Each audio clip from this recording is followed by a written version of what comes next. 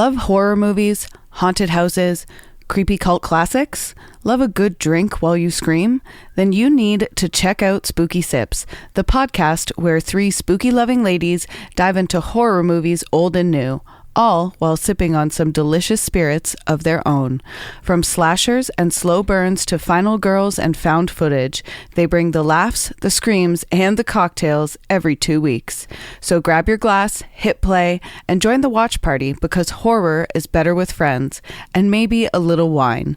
New episodes every other Thursday. Listen to Spooky Sips wherever you get your podcasts. Canadian Creepies is recorded on the traditional lands of the Haudenosaunee and Anishinaabe peoples, under the Dish with One Spoon Wampum Agreement.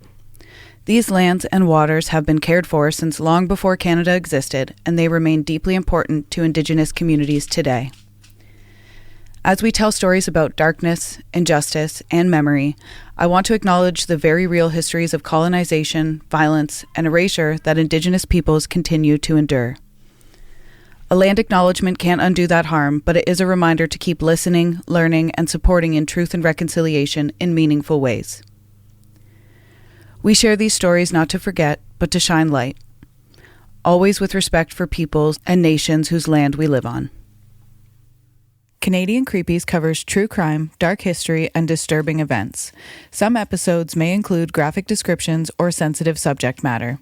We do our best to handle every story with care and respect for those affected.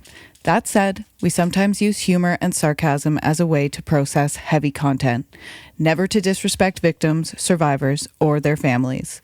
Listener discretion is advised.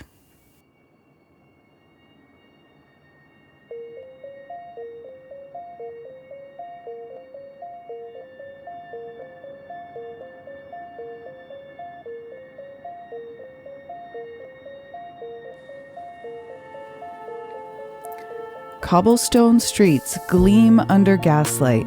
The St. Lawrence breathes a cold mist through the city, and somewhere beyond the echo of footsteps, history stirs.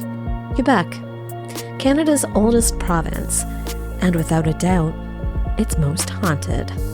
From battlefields soaked in blood to grand hotels built on heartbreak, this province carries centuries of ghosts, legends, and lingering whispers. Every corner tells a story, every stone holds a secret, and in this episode, we follow the ghosts of Quebec, where love, loss, and legend lingers in the stones. Welcome to Canadian Creepies. I'm Valerie. And I'm Amanda. You got anything new to report? Not in the last 10 minutes. No. We just had our whole catch up. Off mic. We had a catch up off mic. Yeah, nothing new to report. I don't know. How personal do we want to get? Unfortunately, my grandfather passed away. Yeah. He did.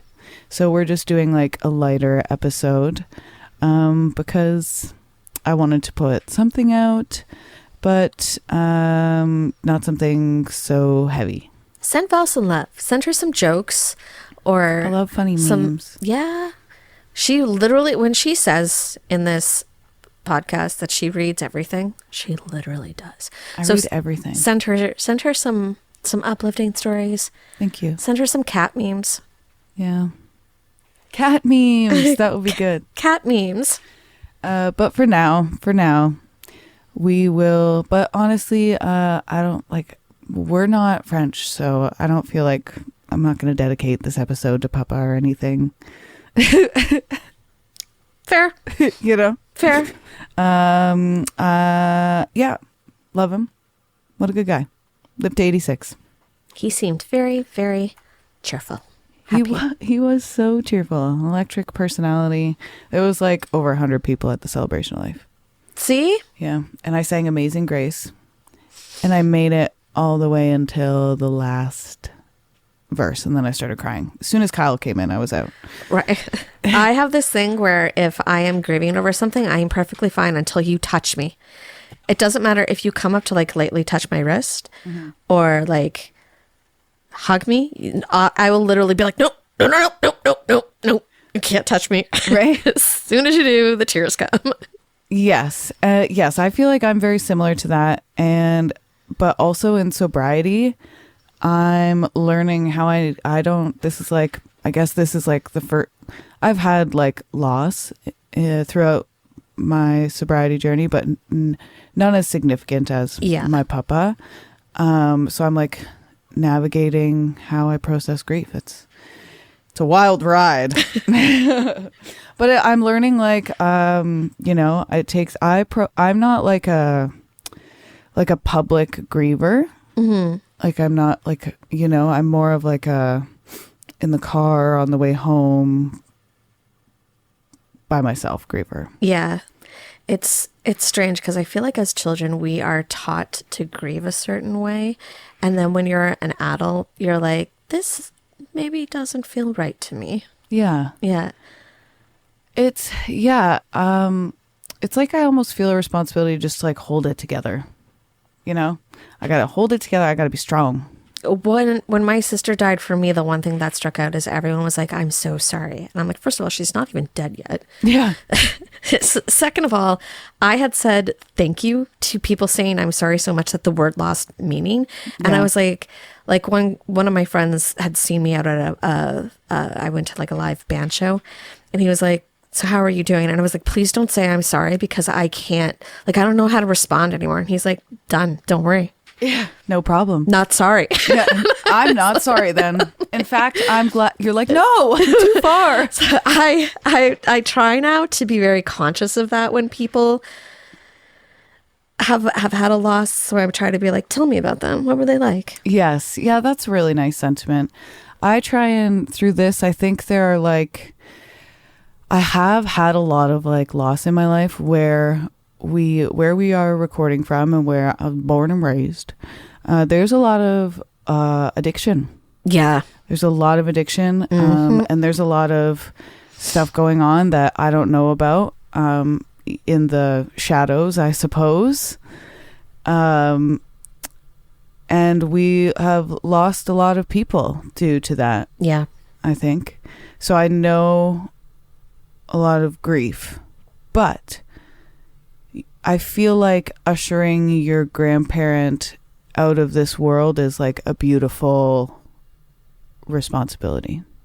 I agree. It's like you're meant to usher your grandparents out of their earth life, and that's to like teach your kids how to usher you out so they can, you know what I mean? Mm-hmm. That's how I've been thinking about it. It's like I feel like the way it happened with my papa and everything, because there was so much family there, I was like, wow, I'm so happy my son is witnessing this, because this is what I would want. I would want to be absolutely surrounded by family. And so I think all of us, all like the next generation, and even us when we went through this as teenagers, my cousins and that with my nanny when she passed away, and that was a long hospital stay as well. That was like, it really gave us a blueprint of how to come together in grief and how a family should come together in grief. When my sister was dying, I actually considered becoming a death doula because every single person in my family grieved so differently, and it made me reflect on other losses that I've had. Like I've lost all but one grandparent. Mm-hmm. And I was like, my parents would not let me be included, even in my adult years, to the capacity that I wanted to be included. Like cleaning out their home was a big one for me, like going to relive their lives and their happy memories, not when they were, at the end. And maybe like my grandma was very miserable towards the end. Like she was ready. Yeah.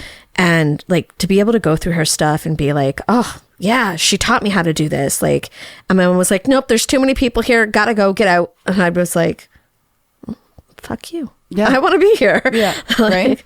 Let me be included. Right. Yeah. Yeah. It's tough. Okay. Let's get into it. Yeah. Moving on. I'm like, yeah, it's tough. Let's continue. Well, because I don't want to get too heavy. Too but separate that from conversation was for anybody else who has experienced, some loss recently. We love you. We're here for you. Send you a message. Send me a message. Whatever. Okay, we're going to start. Oh, do you want me to do the first one? Yeah, sure. Shoot. Go for it. Or if you do the first one, I'll do the second one. You do the third. It works out for me to do. Every other. Yeah. So you start. And this is the official disclaimer for any of our Francophone listeners. Only took French to grade 10. And for that, I'm so sorry. I do try and practice on Duolingo. And we're going to do our best with the pronunciations. Please always feel free to correct me.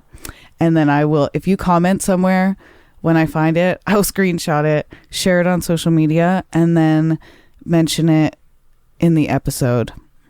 I think I only took it till grade 10 too, and the extent of what I do know currently is restaurant French. Like, I know how to get somebody to order their drink and what they want, a baked potato. I know où est la salle de bain? Where's the bathroom? Oh, look at you go. Hell yeah. Okay. All right, so this is Château Frontenac. Beautiful. That was a great pronunciation. The Ghost Gentleman. So the Fairmont Le Château Frontenac dominates the skyline of Old Quebec, standing on a cliff above the St. Lawrence River. Designed by the chateau in the chateau-esque style and opened in 1893, it quickly became the centerpiece of Quebec's historic district. It was part of a series of grand railway hotels built by the Canadian Pacific Railway. The CPR, we've talked about that before. We have. Sometimes not in such a favorable light. Never in a favorable light. you know. This isn't even the first, like, I think we mentioned the CPR in Saskatchewan hauntings. I think we did. And even Manitoba, probably. But Saskatchewan for sure. Anyway, continue. Did I do the Saskatchewan with you? Or I don't know. I've done one other haunted one with you. You did one other one. I don't remember. It was the last one. It was the last one. Yeah. Yeah, this is the second one we've done together. Yeah. Ooh. But, so this hotel, getting back on track, we get a little distracted here sometimes. We're fun like that. It was intended to symbolize luxury, progress, and Canadian identity. Cute. I love Just that. kidding. Love that for us. Love that for us Canadians. Because of its age and opulence, and the fact that the building was atop the site of Fort St. Louis, where New France's governors once resided. It has long been a fertile ground for ghost stories. The hotel is often described as the most photographed hotel in the world and has hosted royalty, heads of state, and celebrities. The combination of deep history and grandeur makes it a magnet for paranormal lore. Ooh. I might be tripping over my tongue a little bit because I have spent the last 2 days recording to catch up on things, and You're doing great. Thank you. Don't stress about it. Make sure you guys follow and listen and Down the Crooked Path. The sister of Canadian Creepies. Sisters are doing it for themselves. Oh, yep. Sisters are doing it for themselves. I love that song. It's so energetic. Sisters. If we ever tour, we're going to walk out. We're going to walk into that one. Sisters are doing it for themselves. And we'll have matching outfits, but in different colors. Oh my God. Please. Right? Yeah. I love it. Guys, when we start talking about tours, remind us of this moment. Yes. Wait, what'd you say? When we start talking about doing tours. Yeah. Yeah. They need to remind us of this moment. Oh, remind us of this moment. Sorry. So that we remember these crazy good details that we've come up with. Sisters are doing it for themselves. I love it. If you love my singing voice, you can check out my band, The Thumbs. The Thumbs Band. They are. Thank you. They're pretty good. They're pretty good. The legend. This whole episode is just a self-promotion. Sorry, Quebec. We are really not taking ourselves seriously today. I told you. I need a light episode. The ghost said to haunt the chateau is Louis de Bard, the Count Frontenac. Louis de Bode? Please correct me. But he was Count of Frontenac, who served as the governor of New France from 1672. Booty. Oh, no. Oh. Nope. No, I don't know. Forget it. I can't. She tried. So he served as the governor of New France from 1672 to 1682, and then again in 1689 to 1698. Bois. Bois. Bois. Oh. Bois. I like that. Bois. Yeah. So we weren't right at all. I wasn't even close. Bois. Louis de Bois, Count of Frontenac. I like that. Sexy. Yeah.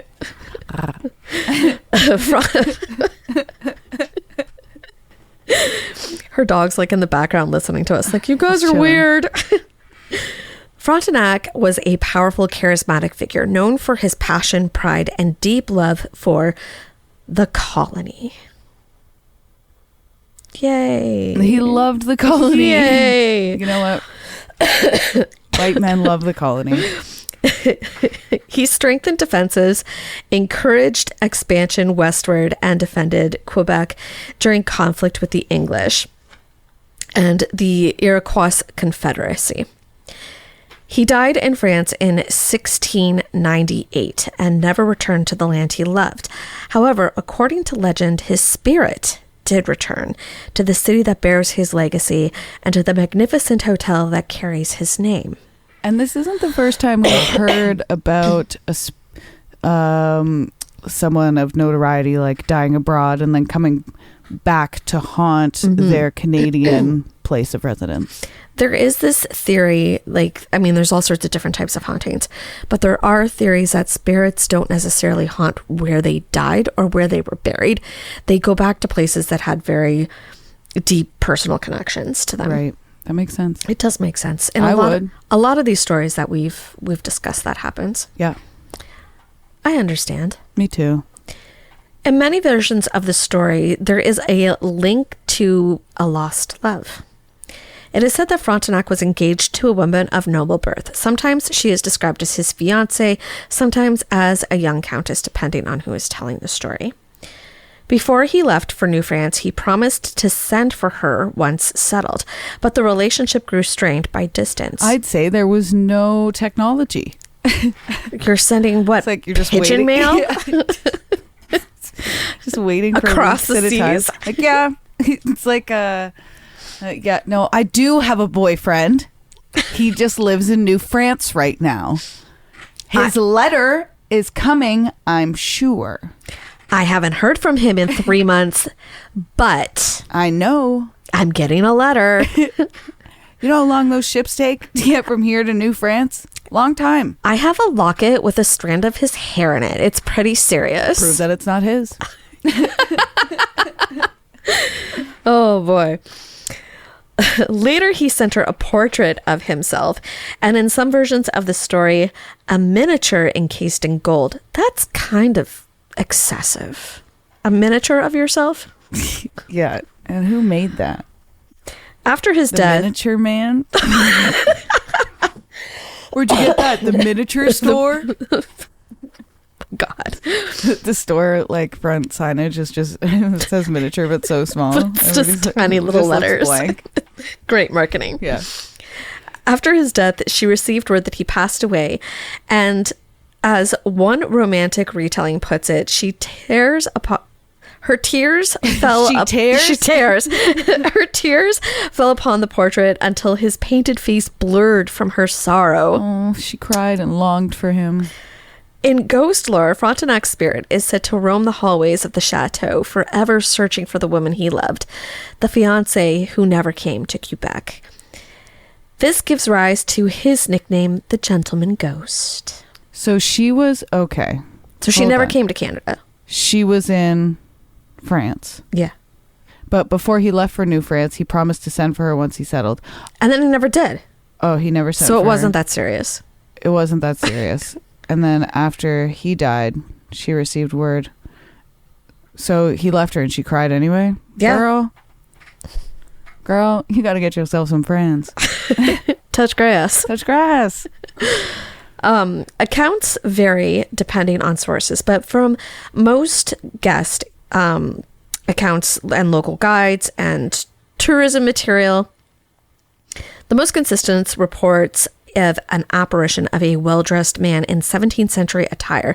Think ruffled collar, fine coat, boots, and feathered hat. It's got to have that feather. Seen wandering the halls or standing near windows looking out at the St. Lawrence River. Witnesses describe him as calm and dignified, sometimes smiling faintly before vanishing. Staff have dubbed him the gentleman ghost also because he exudes sadness rather than menace. There have also been reports of faint scents of old-fashioned perfume or cologne that in an otherwise empty quarter. What is the difference between cologne now and old-fashioned cologne? Old-fashioned cologne smelled like cigarettes and tobacco. I'm just kidding. I don't know. Doesn't some men's cologne I meant to have say tobacco? Bourbon and tobacco.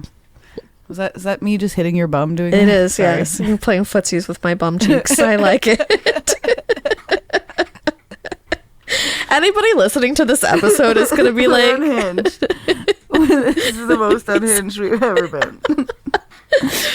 Oh, this is why this episode was not a very heavy, serious topic. For sure. I wasn't doing it today. No. There was no way. The smell dissipates quickly, sometimes associated with the presence of the ghostly figure, and sometimes as a precursor to the sightings. Ooh. Reports of piano music playing softly in the hotel's empty ballroom or echoing faintly through closed doors is also reported. There is no musician present, and the sound ceases when you approach it. Guests and cleaning staff have reported hearing a single set of footsteps pacing, followed by a soft sigh. He's got writer's block. That's why he didn't send a letter. Yeah. He's like, I don't know what to say. How do I break up with her? She'll get. You know what? I just won't say anything. She'll get the picture. I'm like choking on my laughter. One of the most common claims involves guests seeing reflections in mirrors. A man is often in period clothing standing behind them, and when they turn around, there's no one there. Oh, I hate that. So creepy. That would scare the bejesus out of me. That would be spooky. This detail has become part of the hotel's most repeated legend and appears in both tourism accounts and paranormal write-ups. And then, of course, there's your typical cold spots, sudden drops in temperature, and the sensation of being watched, especially in quarters near the older wings of the hotel. Employees closing up the ballroom late at night have claimed to feel a presence or hear footsteps quietly matching their own pace. Ooh. That's weird and bad. That is weird and bad. No, thank you. Some quotes and recorded accounts. According to the 2017 travel feature in ACIS Educational Tours, guests have reported seeing a tall man in 17th century garb wandering the halls. He's described as courtly and melancholy. The Count of Frontenac himself still searching for his lost love. The tourism site bnbquebec.com states, the chateau is said to be haunted by the ghost of a man whom is named Louis de Bois de Count of Frontenac. I tried to get overly fancy there. He died in France, but his spirit returned to the city he loved, wandering the hotel's corridors, elegant and mournful. The blog Scary Story Near Me from 2023. Yeah, I did say that right. You said that right, yeah. Adds, several visitors have smelled perfume in the empty hallways, heard faint piano melodies drifting from vacant rooms, and seen an impeccably dressed man who appears and then vanishes without a sound. Oof, I hate that. The Fairmount Hotel staff themselves neither confirmed or denied the ghost stories, but acknowledge the legends as a part of the property's lore, and often say with a smile, we can't promise you'll meet him, but he has excellent taste in accommodations. Oh my goodness. That's spooky. Spooky. I feel like the Fairmont is one we've talked about in like every province. Yeah. There's always a Fairmont. There's always a Fairmont. One of them should sponsor us for a trip there. If you're haunted, we'll come and do a story. There are no historical records of Frontenac's spirit being reported prior to the early 20th century. The stories likely began as part of the romanticization of Quebec's colonial past after the chateau was built. The real Chateau St. Louis, which did stand nearby and served as the official governor's residence during Frontenac's lifetime, was destroyed by a fire in 1834. Hell. What the hell? What the helly? What the helly? What the helly berry? The current hotel sits near or on the same grounds, blending the unique history with legend. So while the Count Frontenac never stood foot in the actual Château Frontenac, his ghostly legend bridges the gap between the fort's history and the luxury hotel's mystique. This makes the haunting one of Quebec's most enduring romantic ghost stories, blending love, loss, and nostalgia for New France. Just going to put it out there. We at Canadian Creepies are not nostalgic for New France. Thank you. Carry on. Have a nice day. Have a nice day.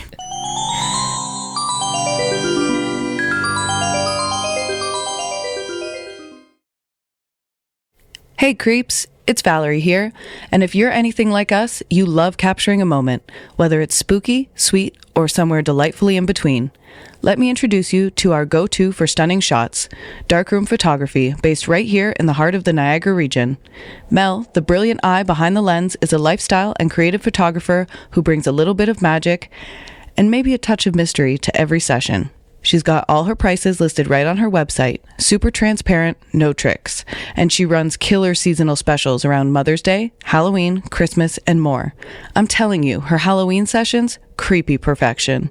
So, if you're in the Niagara area and looking to capture memories that are hauntingly beautiful, hit up Mel at mel@darkroomphotography.ca or check out her work at www.darkroomphotography.ca.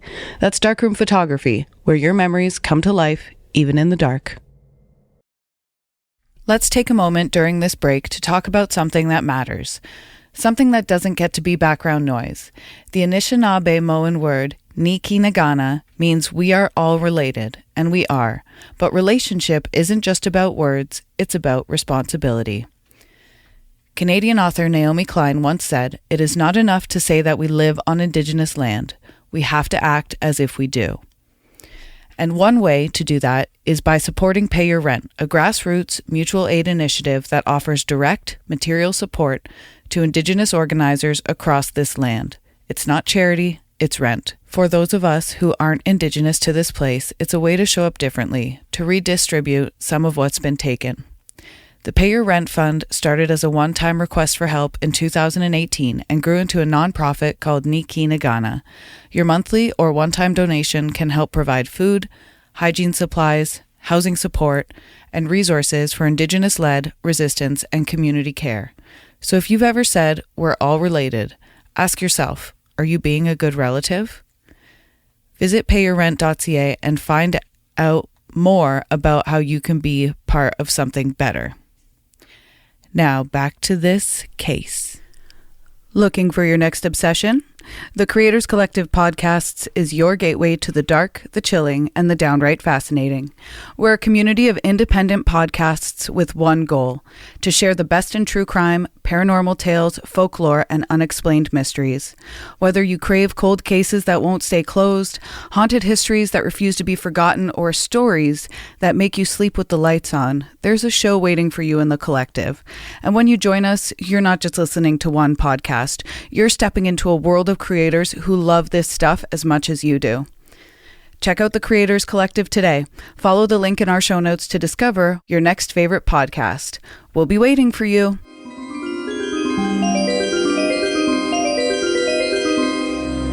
There are certain symbolisms and themes that go along with this story.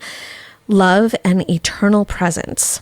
The gentleman ghost embodies undying love and the human yearning to remain near what was once cherished most. There's memory over time. The haunting ties modern Quebec cities to its colonial past.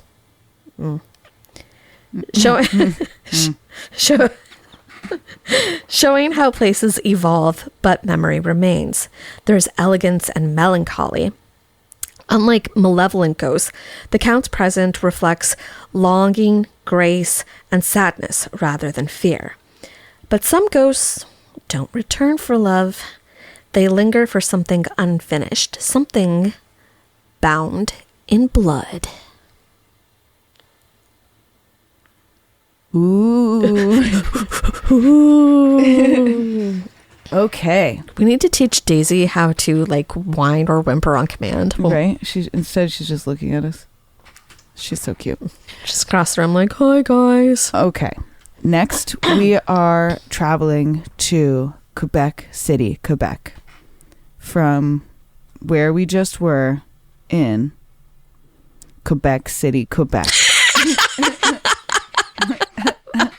So unnecessarily dramatic, and I'm here for it. So we're going to the Plains of Abraham. The Plains were the site of the pivotal... You know what? We're going to get into it. The Plains of Abraham sit just beyond the fortified walls of Old Quebec, on a plateau overlooking the St. Lawrence River. The battle lasted less than an hour, but forever changed the course of Canadian history. The site is now known as Battlefields Park, managed by the National Battlefields Commission. Wow, we have that? The NBC. Oh. Memorials such as the Wolfe Monument mark the spot where the general is said to have given up the ghost. Literally. Yeah. I guess in this case. What does that mean, given up the ghost? He gave up the... Yeah. His old self? The ghost of yourself? Or, I don't know. Like the fight. Give up the fight. Yeah. Okay. Monuments to Montcalm and other soldiers stand nearby commemorating both sides of the conflict. Historians often note that the battle has produced what they call a luxuriant crop of myths, a fertile ground for both political symbolism and ghost stories. A luxuriant crop of myths. That is a statement. Yeah. Holy. Wow. This battle has produced... Okay. The Haunting of the Plains of Abraham is one of Quebec's oldest and most frequently told ghost tales. Visitors and night guards describe seeing phantom soldiers in tattered 18th century uniforms, their forms flickering like smoke in the mist. These spectral soldiers are said to appear especially around the anniversary of the battle, their presence accompanied by the distant boom of cannon fire, the metallic clunk of muskets, and the acrid smell of gunpowder drifting on the air. Some witnesses speak of lanterns moving slowly across the fields as though carried by ghostly sentries still on patrol. I'd kind of love to witness that. Yeah, that's like a lot of like, what are we near? Fort George? Fort Erie, Fort Mississauga, maybe Fort George? Niagara on the Lake is Fort George, I think.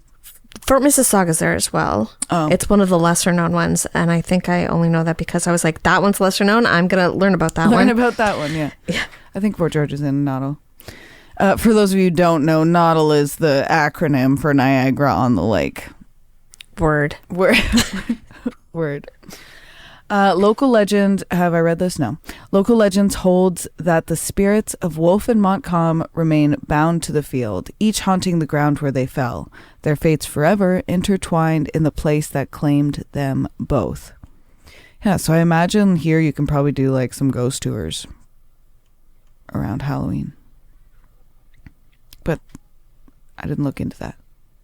But I assume. I'm going to say yes. So here's some reported phenomena in addition to what I just told you. There are apparitions of soldiers, so sightings of armed men in faded red or blue uniforms appearing briefly before vanishing. Now that's the British and the Americans. Yeah. Gotcha. Descriptions often mention the torn clothing and expressions of exhaustion or pain. Well, hell yeah, you'd be tired if you're fighting for centuries. I mean, has it been centuries? Yeah, a couple 100 years you've been fighting for a few centuries. There are also sounds and sensations, so gunfire, cannon blasts, and marching boots heard on foggy evenings. And the smell of sulfur and smoke is often reported along with sudden chills or a sense of pressure in the air. Oof, I just got goosebumps. I just felt cold. Right? The temperature literally just dropped in this room. They're finding us. They know when we're talking about them. It's funny because the episode I recorded before I came here is about St. Gettysburg's ghosts. So I've been all ghosts all week because the one I just did for Canadian Creepies was the day poltergeist as well. Yeah, which was also in Quebec. Yeah. So this is our Quebec week. What's up, Quebec? Weird. Get it together with your dead. Yeah. Reports of faint glowing orbs or lanterns moving through the park at night, especially near the old defensive lines. And park rangers and guides sometimes reference these during their evening tours, adding to the legend's longevity. See, there are evening tours there. We just assume because our forts do tours. It's an educated guess, truly. So Wolfe and Montcalm, let's talk about their death in memory. Get into it. James Wolfe, which, sick name, but he probably did some horrible things. James Wolfe was struck 3 times during the battle and died shortly after hearing that his troops had won. The Wolfe Monument stands where he is believed to have fallen. Louis-Joseph de Montcalm was mortally wounded in retreat and died the next morning within Quebec's walls. His body was laid to rest in a cannon shell crater beneath the Ursuline Chapel, an improvised soldier's grave that later became a shrine to his memory. Mortally wounded in retreat. Wow. He was like, no, I give up. And they were like, with the bayonet. No, you don't. Like, hell you do. Yeah. They're like, oh, you quit. The symmetry of their deaths. 2 young generals dying for their empires within hours of each other has made their story one of the most haunting in Canadian history. But like most ghost stories, there is some skepticism. Boo. And like everything, context is always important. So most reports of hauntings come from anecdotal accounts, local folklore, and ghost tours rather than verified documentation. But still, the plains atmosphere, vast, quiet, and heavy with historical weight, lends itself to the supernatural. Even historians acknowledge that the emotional charge of the site keeps its legends alive. The National Battlefields Commission has embraced the ghostly reputation within historical night walks and Halloween programs, blending education with the eerie allure that surrounds the plains. And where battle once raged, peace rarely follows. In Quebec, even silence has a pulse.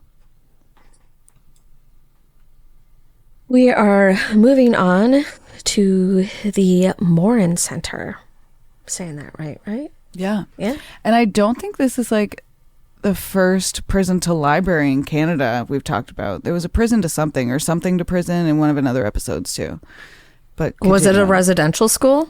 Was it a residential? It might have been. I just got angry for no reason. Whoa. Was it? Yeah. The Morrin Centre stands at the heart of old Quebec, just steps away from Rue. So this whole episode we're in Quebec City. It's where we are. It's local haunts. Send us your rural. Send us your rural. Yeah, if you tales. Got a local ghost story, send it to us. I'll read it. I'll credit you. Just steps from Rue Saint-Jean. Its quiet facade hides the turbulent past stretching over 200 years. Originally constructed between 1808 and 1813, it served as Quebec City's first common jail, replacing the older and overcrowded Palais prison. Palais? I'll look it up. You can keep going. I'm probably very wrong. Its architect, Francois Bolliger, designed it in a neoclassical style with stone white walls, narrow corridors, and a central courtyard enclosed by thick iron gates. Palais. Means chateau. I was kind of close. Yeah. I was closer than I thought I was going to be. The jail operated for roughly 50 years, holding everyone from petty thieves to accused murderers. Executions were conducted by hanging, often in the open yard or just outside the main gate, drawing in large crowds of onlookers. Do you know that used to be a form of entertainment for them back then? Totally. Has anybody on TikTok and heard Briley Kings? That's a night when the lights went out in Georgia. That's a night where they hung an innocent man. Somebody fucking knows. I know somebody knows. Comment, please. Comment. But that's what that now. Any.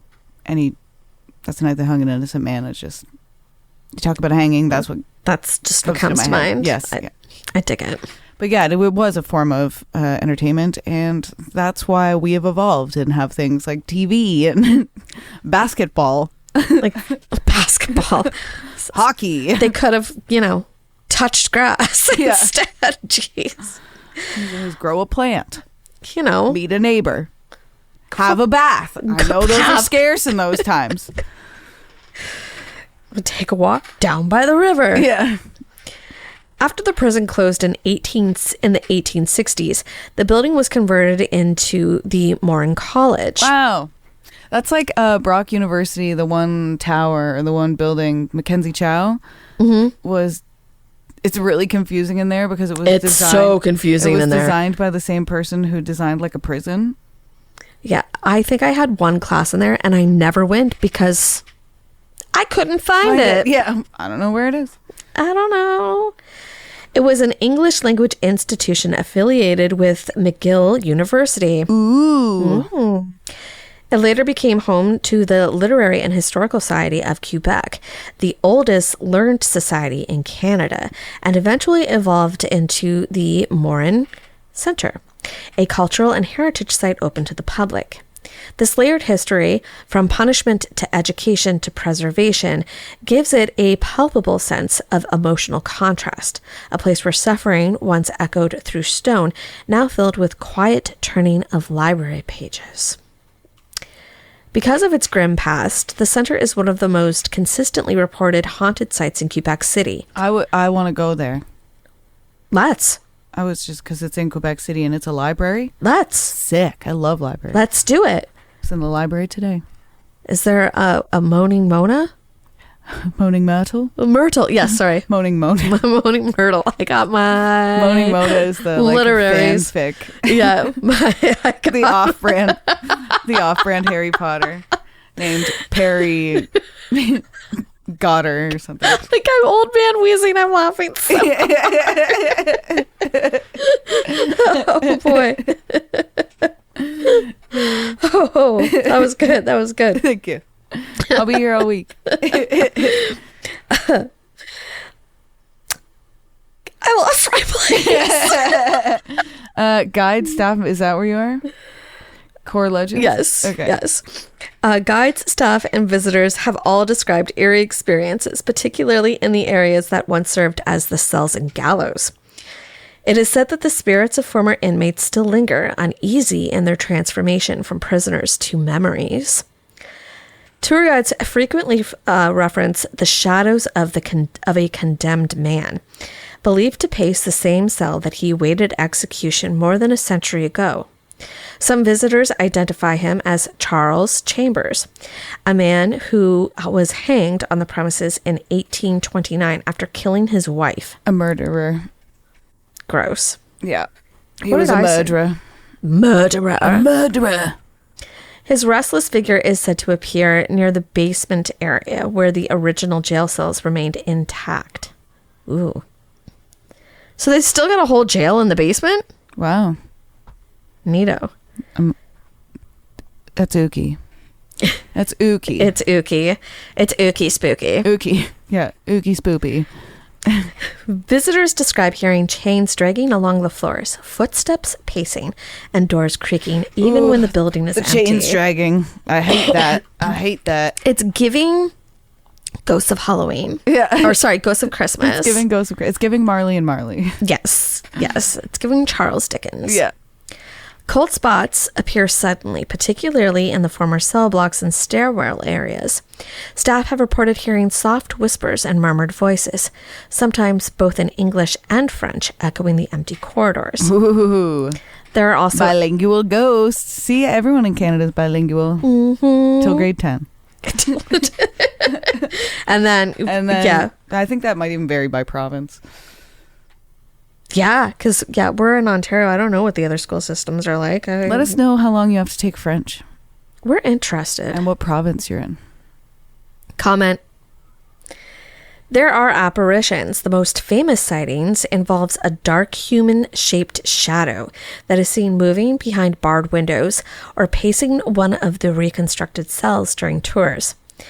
There's also a faint figure of a man in 19th century clothing, shirtless,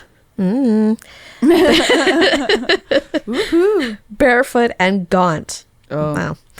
As he has been spotted by visitors on evening tours and then vanishes when approached. There's energy and atmospheric phenomenon as well. Many visitors describe the jail area as overwhelmingly heavy or claustrophobic with a sensation of being watched. Ugh. Why do ghosts always have to watch? Like, see what's up. Say hey. Don't be shy. Be like, what's up? Paranormal investigators have recorded sudden EMF spikes and temperature drops in specific areas, especially near the old cell doors. Upstairs, in the library section, the energy is calmer, but is still described as tinged with sadness, as if the space remembers what came before. It does. The Morrin Centre stories mirrors the Quebec's broader evolution from punishment to repression to enlightenment to cultural preservation. Lots of twists and turns. Yo. The prison was known for its harsh conditions, cramped cells, poor sanitation. Everything was poorly sanitated in the 1800s. Right? You can't fault them for that. It was everywhere. It was everywhere. And minimal lighting. The records from the 1820s describe prisoners laying on straw in damp air without warmth or comfort. Oh, I would hate never being able to get comfy. I feel like that's prison systems now. Yeah, right. Yeah. By the 1830s, reform movements began advocating for humane treatment, leading to the eventual closure and repurposing. When it became the college in 1862, the transformation was symbolic. The same walls that once confined became home for thought and creativity. The building now houses one of the most beautiful heritage libraries in Canada, with Victorian woodwork, spiral staircases, and shelves that seem to whisper their own secrets. Ooh. The result is a place that feels alive with memory, not malice, but undeniably haunted by contrast. Wow. Tour guides have reported that jail cells grow colder when you mention the hangings. You're summoning them. Yeah, you just walk in. Hangings. I'm cold. Execution. Yeah. What's up? And this detail has been repeated across multiple different ghost tours. One former curator described hearing the rhythmic tapping in the hallways late at night as if someone were pacing the length of their cell. Oof. And visitors at nighttime tours often remark that the lower level often feels oppressive, while the upstairs library feels peaceful but still aware. Paranormal enthusiasts in Quebec often place the Morrin Centre along Château Frontenac and the Plains of Abraham as part of the province's haunted triangle. Now, of course, no formal investigations have produced definitive evidence of paranormal activity throughout the building's age. Acoustics and temporal fluctuations naturally produced eerie phenomenon. Many of the sounds can be traced to the structure's old wooden beams and the stone expansion as the weather changes. However, in a number of consistent reports spanning decades from visitors with no prior knowledge of the stories has cemented the center's place in Quebec's folklore. But hauntings aren't always confined to castles or battlefields. Sometimes the most persistent ghosts are those of the living, those who've never made peace with their legacy. Ooh. Creepy. Eerie. Creepy. Iridescent.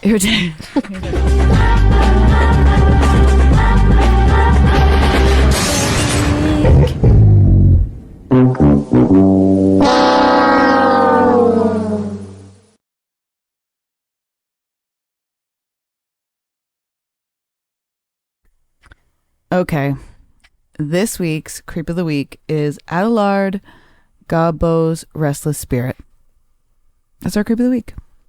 His name even sounds... Yeah. Adélard Godbout lived from, get this, I just sounded like Star from Creepy Shit. Shout out to Star. Shout out to Star. We love you, Star. We love you, Star. Adélard Godbout lived from 1892 to 1956. He saw the turn of the... Oh, but so did we. Like, yeah, we... Not that big a deal. It was not that... Y2K, what up? But he saw the invention of the car, I reckon. And we saw the invention of the internet. And like the blender. Oh. Think about that. Modern kitchen conveniences. That's what I'm thinking he saw. Okay. Fair. Okay, so he was one of Quebec's most complex and polarizing premiers. He was a premier. Love that. He was born in Saint-Éloi, a small smarming... That was a good blending of words. Smarming. A small farming community in eastern Quebec. He trained as an agronomist. What's an agronomist? Please hold. That one I don't know. And when you say it, I'm going to be like... expert in the... I knew it was going to have something to do with agriculture. An expert in the science of soil management and crop production. Okay, King. But we don't like him. Because... So he did that. He trained as the soil guy before he entered politics with the Quebec Liberal Party. Sorry, Quebec. He wasn't even Bloc Québécois for you. That sucks. He first... Well, no, he's Creep of the Week, so it's fine. He first became premier... He would be a liberal. He first became... yeah, I'm so far left. I'm off the charts. Before I came over, she was like, we're not going to get political at all in this one. Whoops. He first became premier briefly in 1936, succeeding Louis Alexandre Taschereau, but lost power to Maurice Duplessis Union Nationale. 3 years later, he returned as premier from 1939 to 1944 in a victory that coincided with the outbreak of the Second World War. Well... That's a lot. Seems like it was his fault. Just kidding. Not Hitler's. No. You know. Yeah. During his time in office, I mean, the jury's still out on him. I keep changing my mind. I'm like, do we like him? Do we not? But it's his restless spirit that we don't like. During his time in office, Godbout championed reforms that would profoundly shape modern Quebec. We do like him because he championed women's suffrage in 1940, a landmark victory that made Quebec the last province in Canada to grant women the right to vote. So it's the oldest province, but the last one to grant women. He fixed that. But he fixed that. Quebec, the jury's still out on you. Compulsory. I take that back. Please don't think I'm a polarizing figure. My phrase about Quebec people is, if you want something done, ask a French Canadian. I say that all the time. Compulsory okay. They also had so Godbout also championed a reform for compulsory education for children up to age 14. So they weren't allowed to drop out before that. And also support for rural electrification and agricultural modernization. So it seems like he did some pretty great things for Quebec. Those are not bad things. Yeah. Yet. Though progressive, his wartime alliance with Ottawa, particularly his cooperation with Prime Minister Mackenzie King's federal policies, was viewed by many Quebec nationalists as a betrayal. See, there's different lenses we're seeing this through. We can see it through like a Quebecois francophone nationalist, or we're seeing it through the Ontarian, seeing it through the eyes of a Quebecois person. Mackenzie King was actually a spiritualist who talked to mediums and psychics all the time. It doesn't surprise me we would have a prime minister like that. But was he also racist? See, he is going to be one of my topics, and I haven't gotten into it. So I'll report back at some point. I'm not sure when. Stay tuned. That's coming. Yeah. Okay, when conscription tensions escalated, Duplessis and his allies branded Godbout as the man who sold Quebec to Ottawa. Ooh, not good. By the 1950s, his reputation was severely tarnished. Well, he died in 1956, so that really worked out for him. He withdrew from public life, returning quietly to Saint-Éloi, and he died there in 1956. Still politically disgraced in the eyes of many who later recognized him as a reformer ahead of his time. I think he was a reformer ahead of his time. Women's suffrage at the time when they... Making sure kids were educated. I mean, hey. Women and kids, two marginalized groups. You know what that is also? That's matriarchal. That's what that is. But he's a man, but it's matriarchal principles. The haunting... Okay, so this is how the legend emerges. The haunting of Adélard Godbout's spirit is not widely known as Quebec's older folklore, but it has circulated locally in the Bas-Saint-Laurent region since the 1960s. The story reflects not vengeance or unfinished business, but unanswered remembrance. Locals in Saint-Éloi speak of strange sounds and unsettling sensations near the Godbout family homestead. Footsteps pacing wooden floors late at night, even when the building is locked and empty. The faint scent of pipe or cigar tobacco drifting briefly before fading. And a man's shadow seen standing in the windows of the upper floor, hands clasped behind his back, staring outwards towards the field. The figure is always described as a calm, reflective, never aggressive, just watching. I got goosebumps. Elder residents claim that when political climate began to reassess Godbout's legacy in the 1970s and 1980s, the ghostly reports began to fade. The implication? Perhaps as his reputation found restoration, his spirit found some measure of peace. I feel like we came in here, let's hate him, because usually our creep of the weeks is a let's hate him. But this poor guy just wants to be remembered. But it is creepy. He's sticking around. That is a creepy factor. Watching. Creeping, watching. That is creepy, no matter how well intended, you know? So here's the reported phenomena, as I briefly discussed. There's footsteps and floorboards, heard most often late in the evening, as if pacing, measured, deliberate, echoing a man in deep thought. Residents say the sounds are distinct from the creaks of an old house. They follow the rhythm of walking back and forth. And then there's the scent of the tobacco. Multiple accounts mention a lingering smell of pipe or cigar smoke.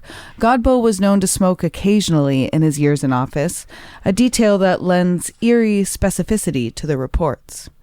Specificity. Yes, specificity. I'm glad you had that word because I would have gotten tongue-tied over it. I've talked too much the past little while. My mouth is like, no. That was a funny thing to say. And then there's the window apparition. A recurring story places a silhouette in the upstairs window of the Godbout home, broad-shouldered, motionless, gazing outward. And on foggy nights, passers-by claim to see the outline illuminated faintly by the light of the moon or street lamp, only for it to vanish when approached.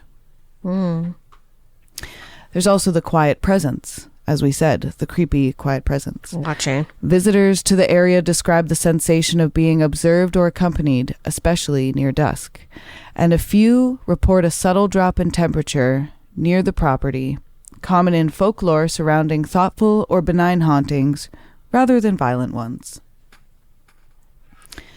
This legend's power lies in psychological resonance. Godbout, whose life was marked by a profound contradiction, celebrated by historians as a reformer, condemned in his own time as a traitor. The haunting thus symbolizes a conscience unsettled by misinterpretation rather than guilt or revenge. I fuck with that so hard. Yeah. I fuck with that so hard. We love a good comeback story.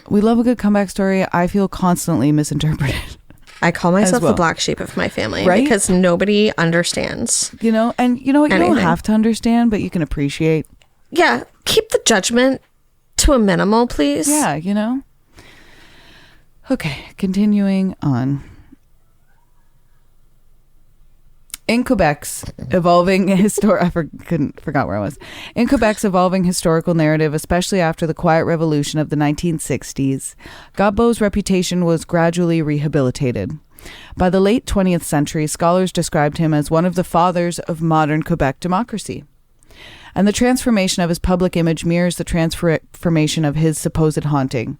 In early retellings, he was a restless ghost pacing in frustration, and later versions cast him as a spirit at peace, finally understood.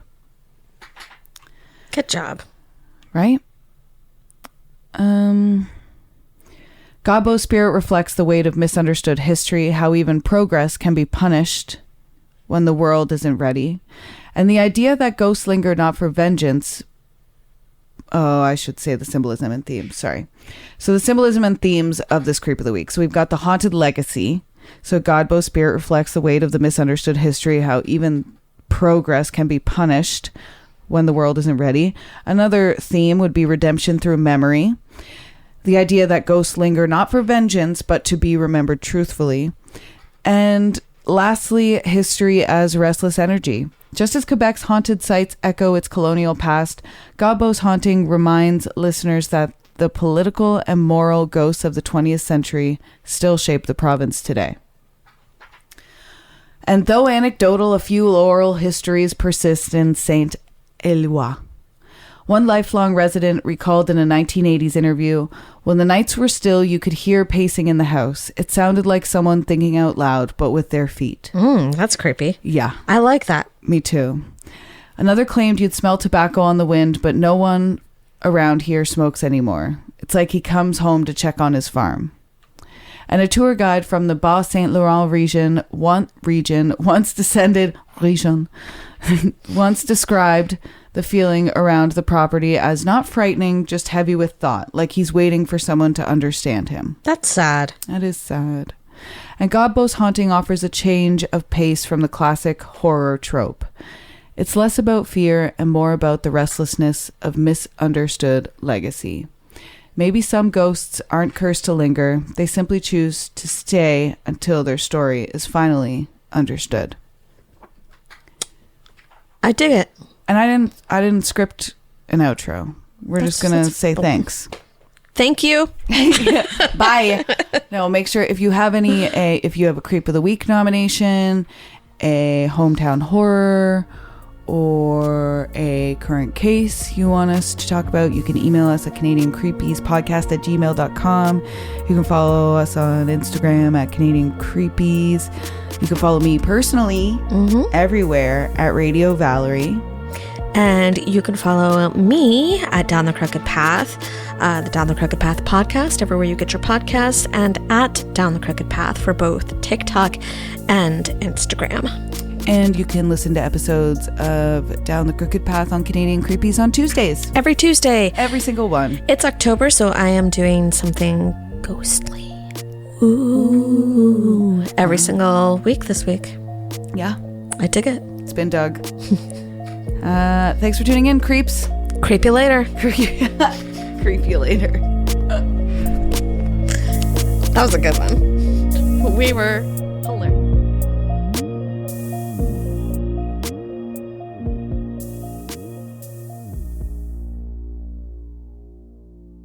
Thank you to Kyle McDonald for editing and composing our theme song.